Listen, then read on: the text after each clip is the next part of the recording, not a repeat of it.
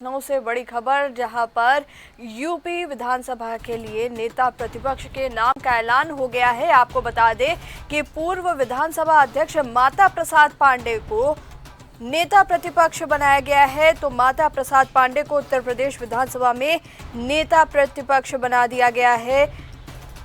आपको बता दें कि पूर्व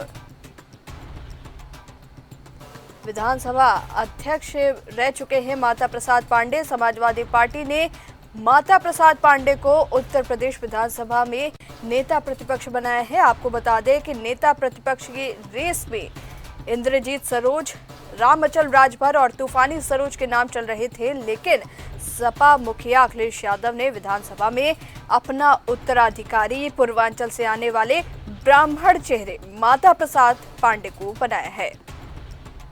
इससे पहले समाजवादी पार्टी ने अपने विधायकों की बैठक भी आज सुबह बुलाई थी, जिसमें एक राय नहीं बन पाई, जिसके बाद फैसला अखिलेश यादव पर छोड़ा गया और इसके बाद अखिलेश यादव ने माता प्रसाद पांडे के नाम पर मुहर लगाई है। और ज्यादा जानकारी के साथ यूपी स्टेट हेड विजय त्रिपाठी हमारे साथ फोन लाइन पे जुड़े हुए हैं। विजय जी, माता प्रसाद पांडे को विधानसभा में नेता प्रतिपक्ष चुना गया है, क्या कुछ जानकारी? देखिए, सबसे बड़ी बात है कि उत्तर प्रदेश में जिस तरीके से पीडीए को लेकर के समाजवादी पार्टी के नेता अखिलेश यादव आगे बढ़ रहे थे, उसमें उन्होंने ब्राह्मण कार्ड भी खेल दिया है। यूपी विधानसभा में जिन दलित नेताओं के नाम चर्चा में थे, उनसे इतर सभी नेताओं के अलावा उन्होंने बड़े नाम को चुना है, जो पहले विधानसभा अध्यक्ष भी रह चुके हैं और सिद्धार्थनगर की इतवा विधानसभा सीट से जीत कर आए हैं। और उन्होंने पिछले बेसिक शिक्षा मंत्री सतीश द्विवेदी को चुनाव हराया है। पिछली बार वो उनसे ही चुनाव हारे थे और इस बार वो दोबारा जब सदन में है तो जाहिर सी बात है सबसे वरिष्ठ नेताओं में उनका नाम शामिल था। और ये चर्चा जरूर थी कि अगर ब्राह्मण नेताओं में अगर कुछ ऐसे नेताओं की बात करें जो हाल ही में पार्टी छोड़ गए हैं, तो अगर उनकी तुलना में किसी दूसरे ब्राह्मण नेता को आगे करना होगा तो शायद माता प्रसाद पांडे से बड़ा नाम कोई नहीं था, इसीलिए उन्हें मौका दिया गया। वहीं दूसरी तरफ अगर देखा जाए तो अल्पसंख्यक वर्ग को भी उन्होंने विधानसभा में महत्वपूर्ण पद सौंप दिया है। महबूब अली को अधिष्ठाता मंडल की जिम्मेदारी दी है और कमाल अख्तर मुख्य सचेतक बनाए गए। इसके अलावा राकेश कुमार उर्फ आर.के. वर्मा जो उप सचेतक बनाए गए हैं। और समाजवादी पार्टी ने अपने लगभग सभी पदों पर जो अभी तक पद खाली थे उनको भर दिया गया है। हालांकि आज सुबह जब सभी विधायकों की बैठक हुई थी, उसमें सब एक मत नहीं हो पाए, तो इसलिए अखिलेश यादव को इसकी जिम्मेदारी दी गई कि वो जिसे भी नेता बनाना चाहे या चुनना चाहे वो उनको अधिकार दिया जाता है। और उन्होंने फिर इसके बाद माता प्रसाद पांडे और तमाम जो और साथी है उन्हें एक मौका दिया। जिन नामों की चर्चा थी और शिवपाल यादव, सबसे बड़ा नाम जो शिवपाल यादव था, उनसे भी उन्होंने किनारा कर लिया। तो कुल मिलाकर देखना यही है कि आखिरकार शिवपाल यादव को अब क्या अगली बड़ी जिम्मेदारी मिलती है और क्या उन्हें कोई जिम्मेदारी मिलती भी है, या ये सिर्फ एक राजनीतिक तौर पर एक रस्साकसी की तरह चलता रहेगा और शिवपाल यादव लगातार अपने बड़े पद के इंतजार में रहेंगे। बिल्कुल विजय जी, जुड़ने के लिए आपका बहुत शुक्रिया। तो बड़ी खबर लखनऊ से, जहां पर माता प्रसाद पांडे यूपी विधानसभा में नेता प्रतिपक्ष बनाए गए हैं। आपको बता दें कि सपा राष्ट्रीय अध्यक्ष अखिलेश यादव ने उनके नाम पे मुहर लगाई। समाजवादी पार्टी ने माता प्रसाद पांडे को उत्तर प्रदेश विधानसभा में नेता प्रतिपक्ष बनाया है। नेता प्रतिपक्ष की रेस में इंद्रजीत सरोज, रामअचल राजभर जैसे नाम थे, लेकिन सपा मुखिया अखिलेश यादव ने विधानसभा में अपना उत्तराधिकारी पूर्वांचल से आने वाले ब्राह्मण चेहरे माता प्रसाद पांडे को बनाया है। आपको बता दें कि सपा की पूर्ववर्ती सरकार में वो विधानसभा अध्यक्ष भी रह चुके हैं। इससे पहले समाजवादी पार्टी ने अपने विधायकों की बैठक भी आज बुलाई थी और इसमें विधायकों ने यूपी विधानसभा में नेता प्रतिपक्ष चुनने के लिए राष्ट्रीय अध्यक्ष पर जिम्मेदारी छोड़ी, जिसके बाद अखिलेश यादव ने विधानसभा के पूर्व स्पीकर माता प्रसाद पांडे के नाम पर मुहर लगाई है। और ज्यादा जानकारी के साथ लखनऊ से हमारे संवाददाता राजन जुड़ चुके हैं। राजन, माता प्रसाद पांडे को विधानसभा का नेता प्रतिपक्ष बनाया गया है, क्या कुछ जानकारी? कई नाम आगे चल रहे थे, लेकिन जिस तरह से आज सुबह जो बैठक हुआ था पार्टी कार्यालय पर और बैठक के बाद जो जितने विधायक निकले थे उन विधायकों से हमने बातचीत किया तो साफ तौर से वो विधायकों का यही कहना था कि ये पूरी जिम्मेदारी जो है अध्यक्ष जी के ऊपर छोड़ा जा रहा है, यानी कि सपा के जो राष्ट्रीय अध्यक्ष हैं अखिलेश यादव उन पे छोड़ा गया था और वही निर्णय लेंगे। और निर्णय के बाद कहीं ना कहीं माता प्रसाद पांडे का जिस तरह से नाम आया और उनको नेता प्रतिपक्ष का एक पद दिया गया, बड़ी जिम्मेदारी दी गई, तो ऐसे में अब उनके साथ और भी कई जो विधायक है उनको भी एक नई जिम्मेदारी दी गई है। माता प्रसाद पांडे पहले विधानसभा के अध्यक्ष भी रह चुके हैं, तो बड़ी जिम्मेदारी, काफी अनुभवी नेता माने जाते हैं। तो ऐसे में जिस तरह से नेता प्रतिपक्ष के रेस चल रहा था और इसकी बैठक हुई, बैठक में भी चीजें क्लियर नहीं हो पा रहा था एकदम। अब सडनली जिस तरह से माता प्रसाद पांडे को एक पद दिया गया, नेता प्रतिपक्ष बनाया गया, तो आगे आने वाली जो रणनीति रहेगी लोकसभा चुनाव के बाद, अब विधानसभा की तैयारी जोरों शोरों पे देखी जा रही है। 2027 की जनाधार सपा अभी से ही शुरू कर दिया है, पोस्टर लगाकर कहीं ना कहीं अपने सपा कार्यालय के आगे पोस्टर लगाकर भी जता रहे हैं 2027 में प्रचंड रूप से हमारी जीत होगी। तो सपा की जो रणनीति है, अब देखने वाली बात होगी कि किस तरह से क्या है।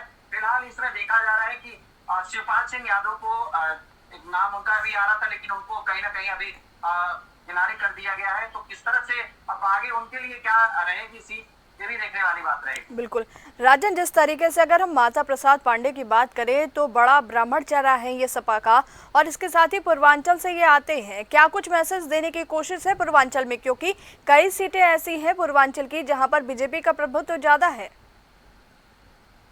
बिल्कुल, देखिए सपा का एक अलग रणनीति चल रहा है। पहले उसने पीडीए का जो है कार्ड लेके चला और उत्तर प्रदेश में पीडीए से काफी वोट भी मिला। अब ब्राह्मण और ठाकुर में भी इनकी जो है कहीं ना कहीं अब आगे एक कदम बढ़ाने की जो है एक पहला एक सीढ़ी इन्होंने तैयार किया है। और जिस तरह से देखा जा रहा है ब्राह्मण समाज को इस तरह से जोड़ने की जो है पूरी एक कवायद अब चलेगी यहाँ से। तो जिस तरह से पद दिया गया है इनको, और इस पद से आने वाले समय में कहीं ना कहीं बड़ा लाभ मिलने का जो है एक सोर्स बना रही है सपा सरकार। बिल्कुल राजन, कहीं ना कहीं जिस तरीके से साधने की जो कोशिश है ब्राह्मणों को वो देखने को मिल रही है। अगर सदन की बात करें तो क्या कुछ स्थिति होगी, क्योंकि काफी सीनियर लीडर हैं माता प्रसाद पांडे और विधानसभा के अध्यक्ष भी रह चुके हैं, ऐसे में सदन की स्थिति कैसी होगी? देखिए अनुभव के वजह ही एक बड़ा एक कारण भी माना गया, क्योंकि नाम तो कई आ जा रहे थे। विधायक दलों का जो बैठक हो रहा था उसमें तमाम नाम आ रहे थे, लेकिन माता प्रसाद पांडे को एक विधानसभा में अध्यक्ष रहे हुए हैं और कहीं ना कहीं जो सदन में जो बेहतर हो पाए उसको भी देखते हुए इस तरह से जो है सपा की रणनीति एक मानी जा रही है। तो अभी जिस तरह से देखा जा रहा है लोकसभा चुनाव के बाद सपा भी समझती है कि बीजेपी की भी तैयारी बिल्कुल जोरों शोरों से है। ऐसे में बीजेपी को कैसे काट के आगे बढ़े वो रणनीति भी अब सपा जो है कहीं ना कहीं देखने के लिए मिल रहा है। जिस तरह से उनका एक आज जो जिस तरह से एक फैसला लिया गया और इस फैसले में ब्राह्मण वोटों को साधने की जो एक कोशिश रही है। राजन, आपको यहाँ पे रोकना चाहेंगे, सपा प्रवक्ता पूजा मिश्रा हमारे साथ फोन लाइन पे मौजूद है। पूजा जी, जिस तरीके से माता प्रसाद पांडे के नाम पर मुहर लगाई है, विधानसभा में नेता प्रतिपक्ष बनाए गए हैं, वो क्या कुछ कहेंगे? देखिए जो है माता प्रसाद पांडे जी पहले भी जो हमारे विधानसभा के अध्यक्ष रहे हुए हैं और वो सीनियर है, तो जो है माननीय राष्ट्रीय अध्यक्ष जी ने हमें पहले भी कहा था हम सारे सर्व समाज को सबका रिप्रेजेंटेशन देने का पूरा प्रयास भी करते हैं। और उसकी कड़ी में ही हम जो है देखिए अगर आप काल खा करके देखेंगे जो लिस्ट आई हुई है तो माता प्रसाद पांडे जी को जो है नेता प्रतिपक्ष बनाया गया हुआ है, आगे वर्मा जी है, महबूब भी है।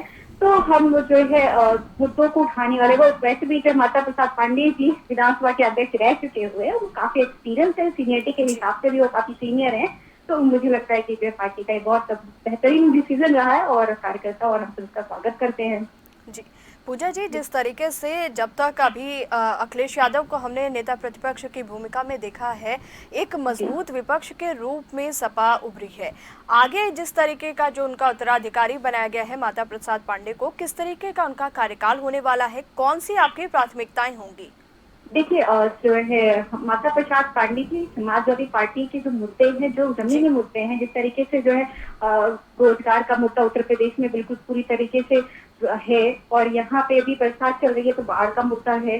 और अगर हम बात कर लेते हैं प्रगति की भी, तो उत्तर प्रदेश में प्रगति के नाम पे कोई भी कार्य भी भाजपा की सरकार कर नहीं रही है। और पेपर लीक का मामला तो कहा ही नहीं जा सकता। तो स्वास्थ्य व्यवस्था आपने देखा ही हाथरस में किस तरीके का स्वास्थ्य व्यवस्था उत्तर प्रदेश में है। तो हम जो जमीनी मुद्दे हैं हम उसी को लेकर के मुखर थे और माता प्रसाद पांडे जी मजबूती के साथ में आपको कुछ डिफरेंस नहीं दिखने वाला है कि नहीं मजबूती के साथ में मुद्दे नहीं रखे जा रहे। जितनी मजबूती के साथ में माननीय राष्ट्रीय अध्यक्ष अखिलेश यादव जी विधानसभा में रखा करते थे उतनी ही मजबूती के साथ में समाजवादी पार्टी का और पक्ष रखा जाएगा और हम जो है उत्तर प्रदेश की जनता के लिए कर्तव्यबद्ध है और कार्य करेंगे। जी बिल्कुल पूजा जी, जुड़ने के लिए आपका बहुत शुक्रिया। तो खबर आपको बता रहे हैं जहां पर माता प्रसाद पांडे यूपी विधानसभा में नेता प्रतिपक्ष बनाए गए हैं। आपको बता दें कि सपा राष्ट्रीय अध्यक्ष अखिलेश यादव ने माता प्रसाद पांडे के नाम पर मुहर लगाई है। और ज़्यादा जानकारी के साथ राजन हमारे साथ जुड़े हुए हैं। राजन, क्या बताया जा रहा है? नेता प्रतिपक्ष के अलावा भी सुनने में आया है कि कई पद ऐसे हैं जिनके लिए नियुक्तियां आज की गई हैं। कौन कौन से वे पद और कौन कौन लोगों को दिए गए? देखिए, जिस तरह से आज बैठक हुआ है, बैठक में और देखा गया कि तमाम विधायक वहाँ पे मौजूद रहे। तमाम विधायक में से कई ऐसे नाम जो हैं उनको आज नई जिम्मेदारी दी गई है और इसमें माता प्रसाद पांडे को एक बड़ी जिम्मेदारी दी गई है। तो ऐसे में जिस तरह से कई नामों को लेके चर्चा चल रहा, इसके बाद से मंथन चला, उनके काम को लेके, उनके क्षेत्र से लेके पूरी जो है एक समीक्षा बैठक किया गया। इसके बाद से जिन विधायकों को नई जिम्मेदारी दी गई है, माता प्रसाद पांडे को भी एक बड़ी जिम्मेदारी दी गई है। तो कहीं ना कहीं जो रणनीति है 2027 को लेके ये पूरा जो है उसी तरफ से साधा जा रहा है। बेरोजगारी का मुद्दा, महंगाई का और बाढ़ स्थिति जो उत्तर प्रदेश में हुआ है, वो उन तमाम चीजों को लेकर सत्र में भी कल जो है कहीं ना कहीं भाजपा सरकार को जो है समाजवादी पार्टी घेरने का काम करेगी। तो ऐसे में तरह से चल रहा है, सभी किसी को नई जिम्मेदारी दी जा रही है और उन जिम्मेदारियों को देखते हुए कहीं ना कहीं सपा जो है अब भाजपा को घेरेगी कल सत्र में। और जिस तरह से देखा जा रहा है कि बाढ़ की जो स्थिति हुई है उसमें कई जो विधायक हैं वहां से वो आए हुए थे जहाँ पे बाढ़, तो उन्होंने साफ तौर से कहा था कि जो कमियां हैं उन सब चीजों को कल हम सत्र में रखेंगे। तो जिस तरह से अभी जो नई जिम्मेदारी दी गई है, ये विधायक भी वहाँ पे काम किए हुए हैं। तो इन जिम्मेदारियों को देखते हुए ये सब चीजों को लेकर कल सपा सरकार जो है भाजपा को घेरते हुए दिखाई दी। बिल्कुल राजन, जिस तरीके से देखा गया था जब से अखिलेश यादव ने नेता प्रतिपक्ष की कुर्सी को संभाला था, अगर सदन की हम बात करें तो बहुत ही सारे ऐसे मुद्दे थे जिसपे बहुत ही मुखर तरीके से समाजवादी पार्टी उतरी थी और काफ़ी प्रदर्शन भी किया गया था समाजवादी पार्टी की ओर से और विपक्ष ने पुरजोर तरीके से अपनी आवाज़ भी उठाई थी। कई बार ऐसा देखा गया। अगर माता प्रसाद पांडे की हम बात करते हैं तो क्या जिस तरीके से जिस थीम पे काम कर रही थी सपा, वो थीम बनी रहने वाली है? क्या कुछ होने वाला है कल सदन में? देखिए, जिस तरह से काम कर रही थी सपा, अपने पीडीए फॉर्मूले को लेकर आगे बढ़ रहे थे और अब माता प्रसाद पांडे को बनाने का मतलब है कि पूर्वांचल में जो ब्राह्मण वोट पे जो कमी रह गया था उसको कहीं ना कहीं अब सपा यहाँ पर साधेगी। और जो कमियां हैं साफ तौर से देखा जा रहा है कि रोड की व्यवस्था को भी लेकर रखने वाले हैं, महंगाई को लेकर रखने वाले हैं, जो बजट पेश हुए हैं, बजट में किसान अभी भी निराश है, उन सब चीजों को लेकर ये बता रहे हैं कि हम कल जो है सत्र में रखेंगे और जो नई जिम्मेदारी दी गई है उनको खास तौर से उनको यही दिया गया है कि आप जो जनता के बीच जाएंगे और जनता में क्या उनकी डिमांड है, इस चीज की उनकी मांग है और वो कितना पूरा सरकार कर पा रही है, नहीं कर पा रही है, इसकी पूरी समीक्षा करके पूरा जो है चिट्ठा तैयार करके रखे हुए हैं। और कल जिस तरह से सत्र होगा, सत्र में देखने के लिए मिलेगा कि सपा सरकार जिस तरह से पहले अपने जब सपा सरकार की तो उन्होंने क्या क्या चीजें जो है उत्तर प्रदेश में किया था और कहीं ना कहीं उसको कंपेयर भी करेगी कि रिवर फ्रंट हमने बनाया था। कई विधायक ये भी कह रहे थे कि रिवर फ्रंट बना है या रिवर फ्रंट में जिस तरह से बना है लखनऊ का रिवर फ्रंट एक बहुत ही अच्छा पार्क बना है। राजन जी, आपको यहाँ पे रोकना चाहेंगे और तमाम जानकारी के लिए आपका बहुत शुक्रिया।